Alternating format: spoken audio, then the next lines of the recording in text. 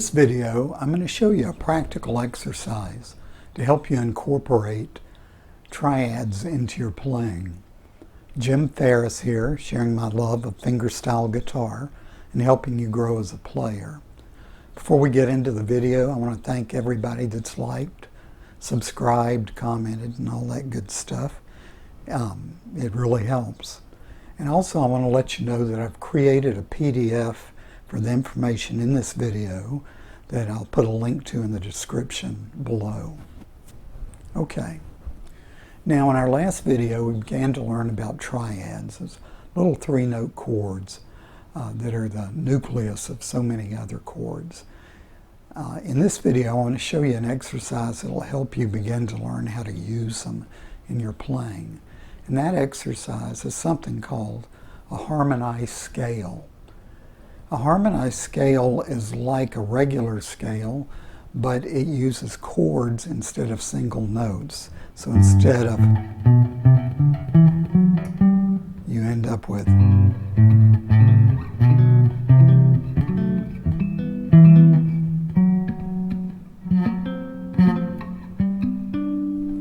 little hard to reach. But anyway, that's the concept of it. It follows a pattern of major, minor, minor, major, major, minor, diminished. Then you're back to, you're an octave higher and back to a major chord. Okay. So the easiest way that I think you can begin to incorporate this into your playing is simply to practice them chromatically. That is, after you play wood up the neck, down the neck, go one fret higher, and so forth. And do that until you get to as high up as you can go on the guitar. Let's say you get up to an E, but then you're playing an acoustic guitar or an arch top or something, and the neck joins the body around the 14th fret.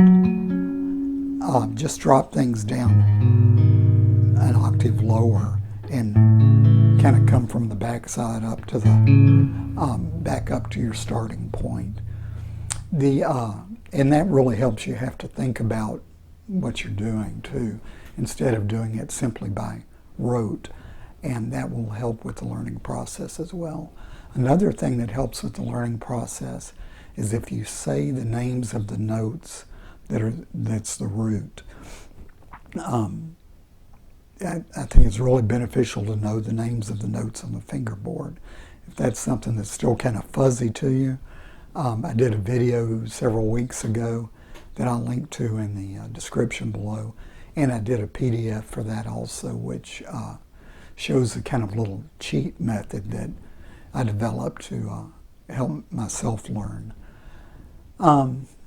Okay, now when you've played them up and down the neck on a one string set, move it over to the next string set, of course, and do the same thing. Then after you've done this long enough to be comfortable moving it up and down the fingerboard, start to move it across the fingerboard on all the string sets. That's when it really gets interesting, and that's when I find that it's really important that you know the names of the notes of the fingerboard, so you know intellectually where you're going, not just by sound. So you might do something like this.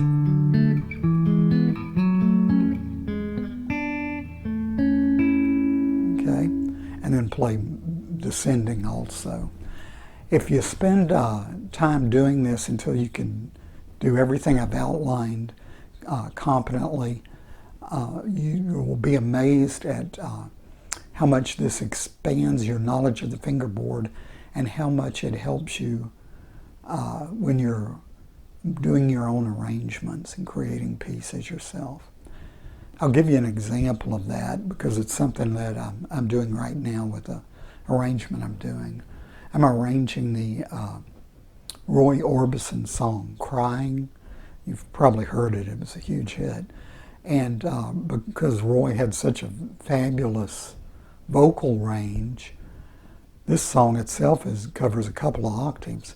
It means that some of the pitches are pretty low and some of them are pretty high. On the lower pitch things, it can be hard to get underneath an even deeper pitch to help have a supporting harmony for the melody.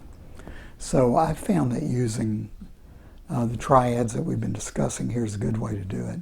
And I'll show you what I've done. The first little bit, I'm going to kind of set it up to put it in context, okay?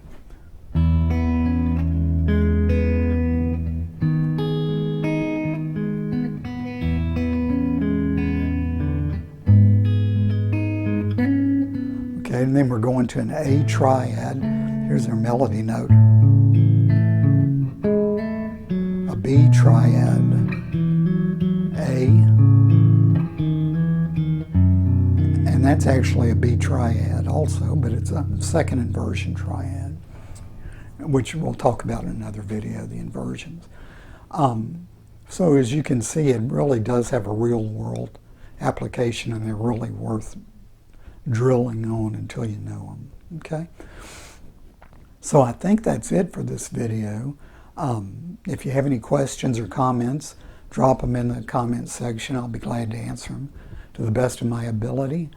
And if this stuff like this adds value to your life, hit the thumbs up and subscribe and share and all that good stuff. And I'll see you next time.